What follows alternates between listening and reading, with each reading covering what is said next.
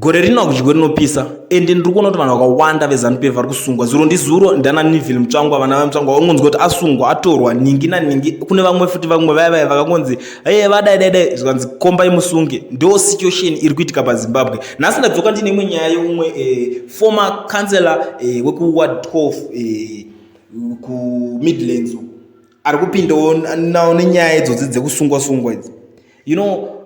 This time ameno kuti hurumende irida kunyatsoswatanidzika kuti inyatsoshanda sehurumende dzedzimwe nyika here dzatinoziva dzemuAfrica dzakaita sana South Africa chicho kuti ukangoona kunzi waita corruption hazvina basa kuti ndiwani vakuda kubvisa kahushefu kaikanzi ndini ningi ndini mwana washefu vakangoti vanhu vese kana varikutira kuswatanidzwa kuti munhu wese akwanise kunyatsobatwa nemutemo zviri nomo ameno kana kuti ndokugadzirisa nyika kwacho kwavanenge vachitaura kana kuti nyika inovakwa nevene vayo. So nhasi nyaya ndiri kusangana nayo panapa iri kunzi former ZANU-PF councillor and losing parliamentary candidate has been arrested for fraud after allegedly forging land ownership papers in a bid to seize mining claims at a farm just outside Gweru. Charles Simbi, 55, is trying to wrest control of a Kanak farm along Gweru-Shurug Road following the discovery of rich gold samples at the property. Simbi, the former councillor for Gweru Eben Ward 12 losing candidate for MP in Mkoba, was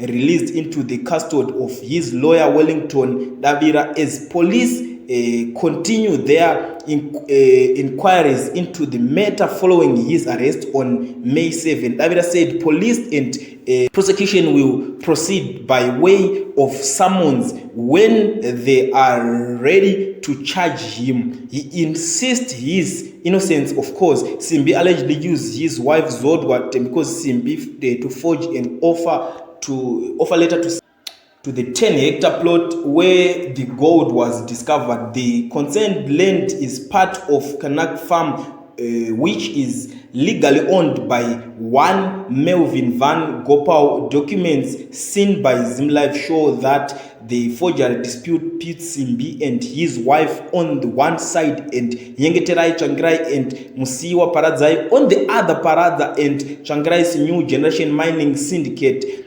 are the current owners of the dispute mining claims. Simbi kuperamushi. You see, nyaya yacho ihombe. Saka pakutomboda munhu, koti, mpurisa, jaji wobva wangonzi uyatore nyaya yako ende vanhu vacho vanenge vachimhanya nyaya iyoyo manje. Ndokwandaona kuti kunenge kwazodhakwira nyaya because panapa penguva yese ndiri kunyatsotarisa nyaya yekuti ndinyatsoongorora iri kubva nekupi ichienda nekupi, but ndiri kutoona kutoti vakutombobvisa zvekunzi uri ani, uri mwana washefu. Koti kuri kunzi kune dzimwe nyaya unongochinzi kune gold rese rwakanzi rwakatsara wakarisa kupi, ndo imwe nyaya inenge iripo. Saka mukomana wekusiwa kwake kunogona kutonetsa. Ameno muri Zimbabwe ike zvinezvi sekutaura kwakamboita ziyambi akati hanzi this time around hakuna chinonzi mwana washefu nekuti vana vemashefu ndo vari kuita unyanya hwese zvikuzokonzesesa kuningina because vakatoona kuti iko zvinezvi munhu wese akudata kana dhiri rake unongonzwa kunzi iri club yanhingi washefu.